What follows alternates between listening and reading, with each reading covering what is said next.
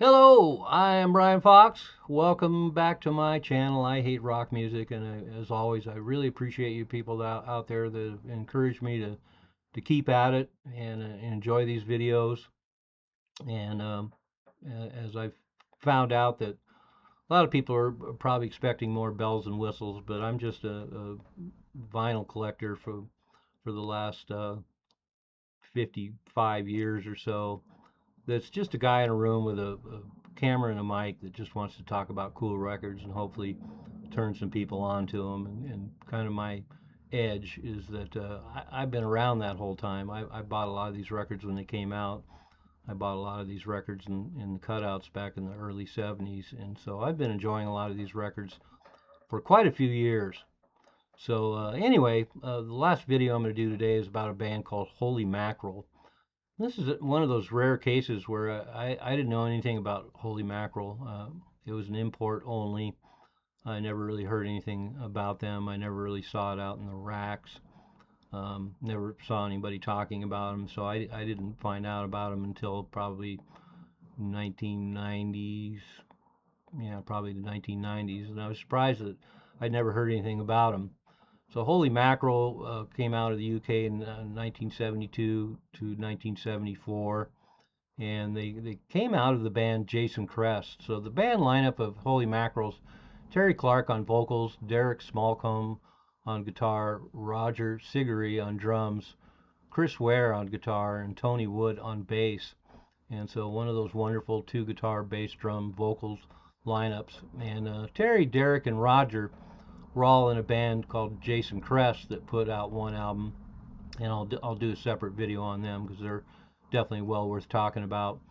But some of the other interesting connections are there's a band called High Broom that had one single on Island in 1974, and that was with Derek Smallcombe, and also Derek Smallcombe was involved in the band Samuel Prody. So for a lot of you out there that collect early proto metal from the UK in the 70s, Samuel Prody is a known quantity. And so interesting that Smallcombe ended up being in Samuel Prody, I think in 1971, and then he was also in Jason Crest uh, the year before that, and then it ends up in Holy Mackerel. And then the other really interesting connection is Terry Clark, the singer, ended up joining a British band called Hunter that put out one single in the UK. But for collectors, the band Hunter is better known as Orangutan, that put out one album in the U.S. only in 1969 um, on Bell Records. So really interesting that Holy Mackerel has this connection with three legendary bands from the UK: Jason Crest, Orangutan, and Samuel Prody. So they got a pretty cool pedigree, and pretty much your classic British rock band. As far as two guitar, bass, drums, and vocals, classic British band, they have all the moves. And so I would put them in the same league as bands like Cochise and maybe Free, um, uh, Duffy, just all kinds of just classic British rock bands who just have this classic British uh, guitar rock band sound. So there's nothing too heavy. There's some interesting folk influences in there as well. A lot of these classic British bands, I really like the combination of some good solid hard rock that's not too heavy, and then some folk elements mixed in. It's a really nice mixture, and Holy Mackerel is really good at it. And having a good singer, Terry Clark, makes a big difference as well. And they were signed to a major label, CBS, so they definitely had a reasonably high profile. They released one single, Rockabye with New Black Shoes, although they had singles out in other countries in Europe. And then in November 1972, they released the album. And I would have to imagine they were a really good live band. The albums were recorded really well, so you can kind of get the impression that that stuff would have carried over pretty well live on stage.